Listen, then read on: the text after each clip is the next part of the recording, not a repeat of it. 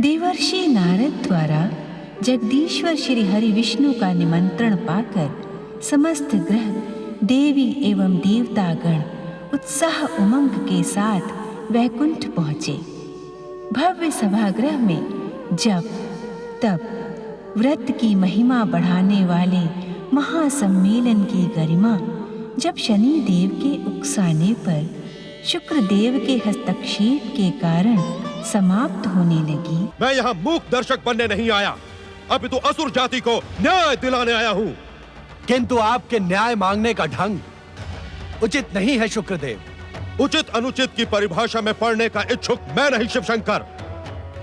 आप असुरों के आराध्य हैं, किंतु आपने भी असुरों पर हुए अन्याय के विरुद्ध कुछ भी नहीं किया। शांत हो जाएं शुक्रदेव। इस महासम्मेलन को विवाद का मंच न बनाएं। जप तप व्रत जैसी कल्याणकारी भावना पर विवाद अनुचित है। सर्वप्रथम इस पर चर्चा पूर्ण हो जाने दें। उसके पश्चात हम आपके प्रस्तावों पर अवश्य विचार करेंगे। विचार अभी और इसी समय करें श्री विष्णु। सर्वप्रथम असुरों को उनका सम्मान और अधिकार दें, तत्पश्चात चर्चा प्रारंभ करें। अर्थात आप ये महासम्मेलन प्रारंभ होने देने के इच्छुक नहीं हैं। इस व्यर्थ वाद विवाद का परिणाम आपके हित में शुभ नहीं होगा। आपको ये वाद विवाद शोभा नहीं देता है शुक्रदेव। हम आपको विश्वास दिलाते हैं कि आपके समर्थन और स्वीकृति के बिना हम कोई निर्णय नहीं करेंगे। मुझे आप पर तनिक भी विश्वास नहीं है। छल से असुर सेनापति राहु का शीश काटने वाले, मोहिनी रूप धारण कर असुरों के साथ पक्षपात करने वाले श्री विष्णु से मैं भली भांति परिचित हूं। मुझे ज्ञात है असुरों के प्रति आप सबके मन में तनिक भी सहानुभूति नहीं है।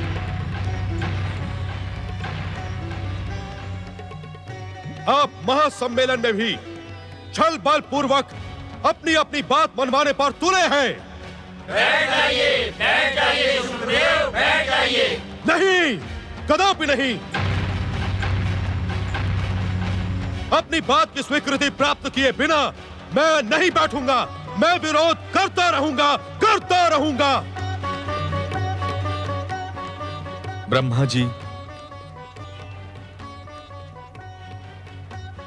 देवाधिदेव शिवशंकर, इस विवाद को यहीं समाप्त कर देना उचित होगा। अन्यथा इस महासम्मेलन का उद्देश्य ही समाप्त हो जाएगा। हम आपसे पूर्ण सहमत हैं जगदीश्वर। जगत पालक श्री विष्णु, आप इस महासम्मेलन के अधिष्ठाता हैं। इस विवाद के अंत का उपाय करने का आपको पूर्ण अधिकार है। शुक्रदेव, हम अंतिम बार आपसे अनुरोध करते हैं कि आप असुरों के विषय में अनावश्यक विवाद उत्पन्न न करें। सम्मेलन का उद्देश्य पूर्ण होने दें। मैंने निश्चय कर लिया है वैकुंठपति, असुरों को न्याय दिलाए बिना मैं नहीं बैठूंगा, नहीं बैठूंगा, नहीं बैठूंगा।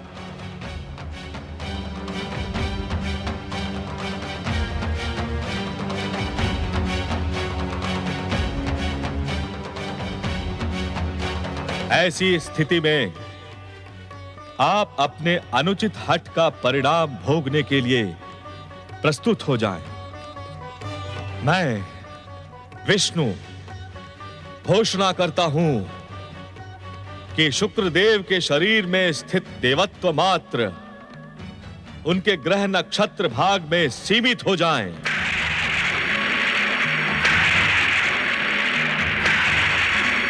दैत्यों के पक्षापति रूप शुक्रदेव के शरीर से भिन्न होकर शुक्राचार्य के रूप में स्थापित हो।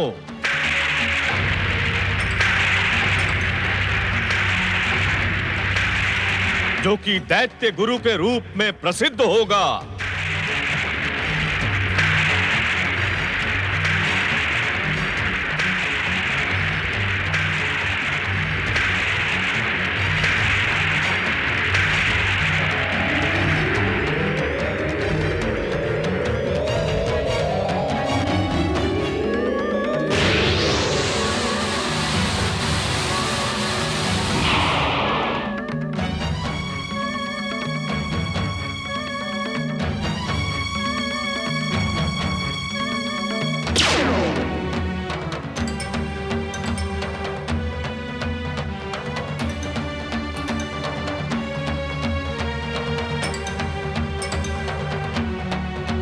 आपको इस महासम्मेलन से बहिष्कृत किया जाता है। शुक्राचार्य,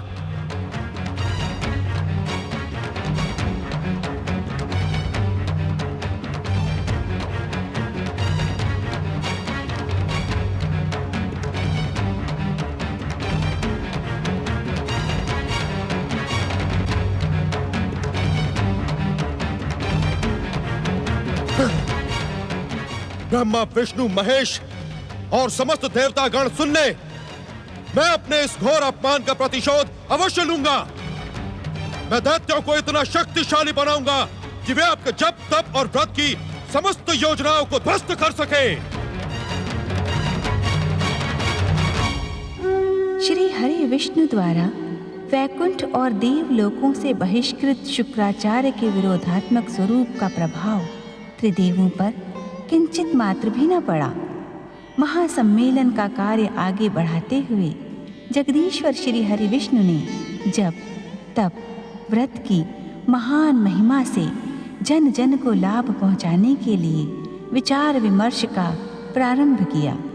इसी समय चारों बाल ऋषि जप, तप, व्रत और श्री हरि की महिमा का गुणगान करते हुए ज्यों ही वैकुंठ के मुख्य द्वार पर पहुंचे, उसी समय वैकुंठ के द्वारपालों ने उन्हें भीतर प्रवेश करने से रोक दिया। ठहरिए। अतिथि पत्रिका में आप 4 बाल योगियों के नाम नहीं हैं। आप चारों इस महासम्मेलन में आमंत्रित नहीं हैं। आप वैकुंठ में प्रवेश ना करें। प्रिय जय, प्रिय विजय, हम चारों ही जगदीश्वर श्री विष्णु के अंशावतार हैं। इस संसार का हर जीव जगदीश्वर भगवान श्री विष्णु का ही अंशावतार है। किंतु जिस उद्देश्य से यह सम्मेलन आयोजित किया गया है, उसी जप, तप और व्रत की महिमा का गुणगान करने के लिए ही प्रभु ने हमें प्रकट किया था। किंतु महासम्मेलन में जप, तप और व्रत की महिमा का गुणगान नहीं, अपितु नियम आदि निर्धारित किए जा रहे हैं। किंतु महासम्मेलन में जप, तप और व्रत की महिमा का गुणगान नहीं, अपितु नियम आदि निर्धारित किए जा रहे हैं। वहाँ आपका क्या कार्य? हमारा कार्य में ज्ञात है। आप दोनों हमारा मार्ग न रोके। महासम्मेलन में हमारा शीघ्र पहुंचना अत्यंत आवश्यक है। ये असंभव है। हम आपको भीतर जाने की आज्ञा नहीं देंगे। जय विजय, तुम दोनों अनुचित कार्य कर रहे हो। हम दोनों श्री विष्णु के द्वारपाल हैं। उचित अनुचित को भलीभांति जानते हैं। जय विजय, तुम में हट के साथ साथ अहंकार भी प्रवेश कर गया है। बाल योगियों, हमारे विकार को ढूंढने का दुस्साहस न करो। इस स्थान से शीघ्र हट जाओ। नहीं। तुम हमें शक्ति का प्रयोग करने पर विवश कर रहे हो। अहंकार पूर्ण भाषा बोलकर तुम दोनों ने हमारा अपमान किया है। हम तुम्हें शाप देते हैं। वैकुंठ से तुम दोनों का पतन हो जाएगा। तुम बार बार दैत्यों के रूप में जन्म लोगे तथा हर युग में जगदीश्वर भगवान श्री विष्णु के अवतारों द्वारा मृत्यु को प्राप्त होगे।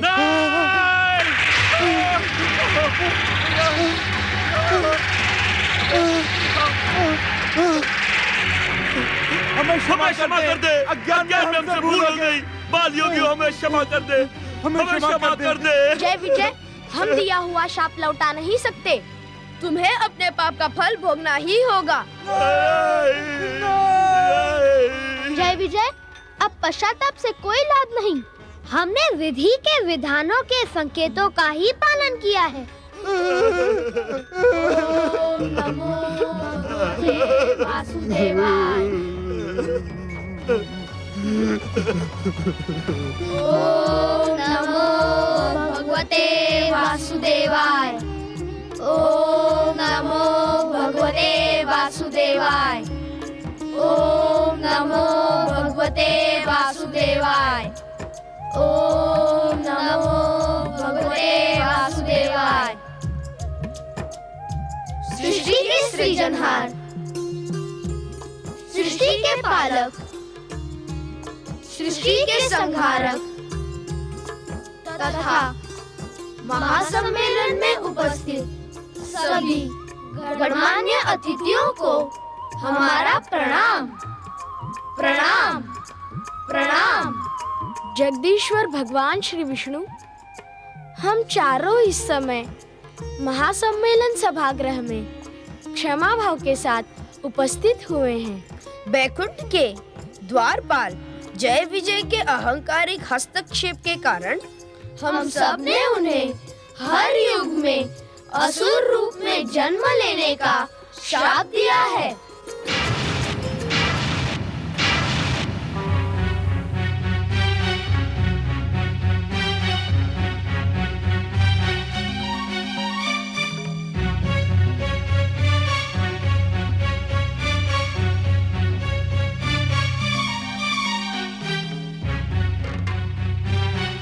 आपने कुछ अनुचित नहीं किया है बाल योगियों।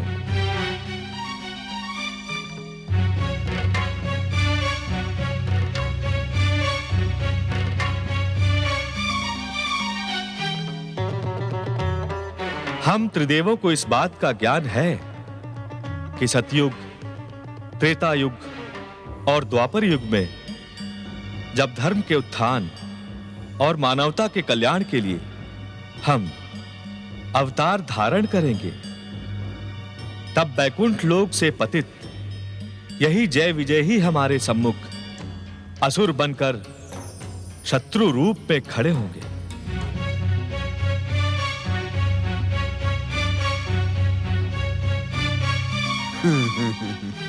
आपने जय विजय को शाप देकर भविष्य की संभावनाओं को स्पष्ट कर दिया है।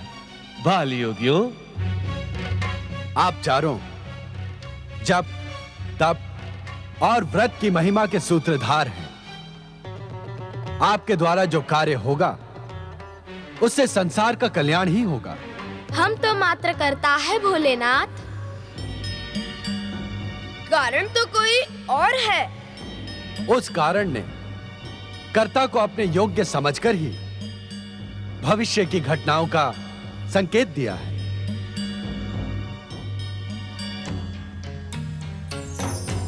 जगदीश्वर भगवान श्री विष्णु को हम सभी ग्रह अपना आराध्य मानते हैं। मैं सूर्य ग्रहों का अधिपति होने के नाते यह घोषणा करता हूं कि हम सातों ग्रह जप, तप और व्रत द्वारा ब्रह्मा, विष्णु, महेश तथा सरस्वती, लक्ष्मी, पार्वती, इन त्रिदेवियों की आराधना करने वालों की सदा सहायता करेंगे। ग्रहपति सूर्यदेव, मैं आपके प्रस्ताव से सहमत नहीं हूं।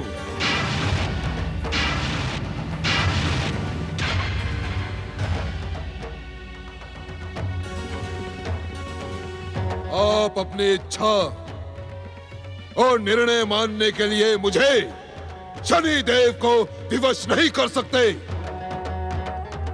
मैं स्वयं शक्तिशाली एवं तेजस्वी हूं।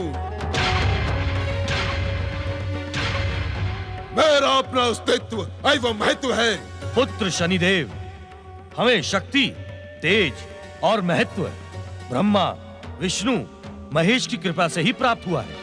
इन्हीं की कृपा से संसार में हमारा महत्व है। आपका महत्व होगा सूर्यदेव, आपका। मैं स्वयं तेजस्वी एवं महत्वाकांक्षी हूं। मुझे किसी कृपा की आवश्यकता नहीं है। ना तो मैं ब्रह्मा का दास बनने का इच्छुक हूं, ना विष्णु का। भगवान शिव के प्रति मेरे मन में आदर सम्मान है, किंतु वहीं तक जहां तक मेरे स्वाभिमान को ठेस ना पहुंचे। शनिदेव, उत्तेजित ना हो ग्रहपति सूर्यदेव। सब कोई सुने। जो जीव इन त्रिदेवों से निराश होकर मेरी पूजा आराधना तथा जप तप करेगा उसे मैं शनि देव इच्छुक फल अवश्य प्रदान करूंगा।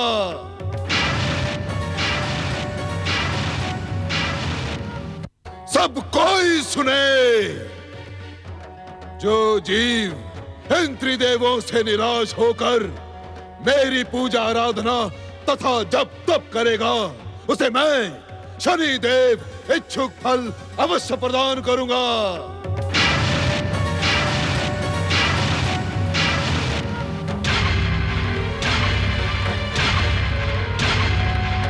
शांत रहे शनिदेव।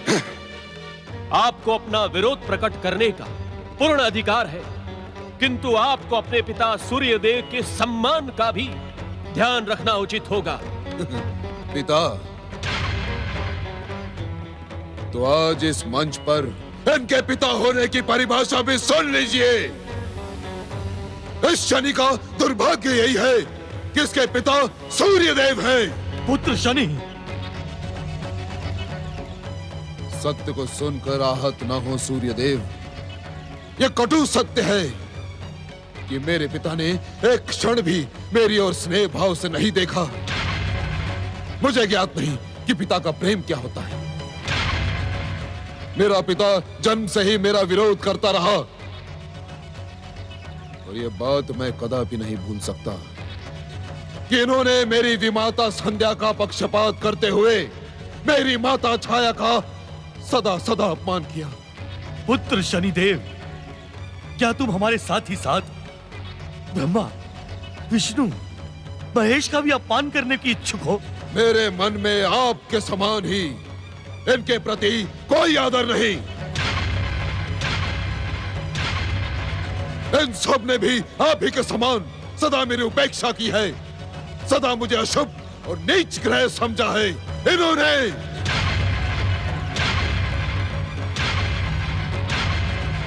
तुम भयानक भूल कर रहे हो पुत्र। ये भूल है अथवा नहीं, इसका निर्णय तो समय करेगा सूर्यदेव। किंतु अब मैं आप लोगों के साथ कदापि नहीं रहूंगा।